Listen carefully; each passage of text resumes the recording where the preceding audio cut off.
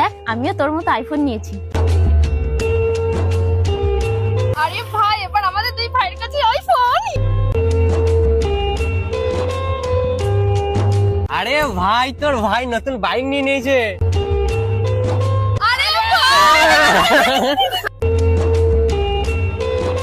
আরে ভাই এবার থেকে তো আমরা বাইকে ঘুরবো। সানিয়া আমাদের তিনজনের কাছে আইফোন আর বাইক তো আছে, এবার তুইও নিয়ে নে।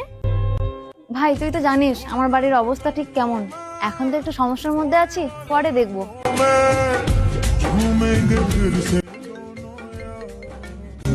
হ্যাঁ মা, 10,000 টাকা আচ্ছা আমার কাছে। হ্যাঁ, ওদের জীবনটা কতটাই না সুন্দর, কোনো কিছুর চিন্তাই নেই, সবকিছু চাইলেই খুব সহজে পেয়ে যায় এরা। চিন্তা তো আমাদের মতো মধ্যবিত্তদেরই হয়, কোনো জিনিস কিনতে গেলে 100 বার ভাবতে হয়।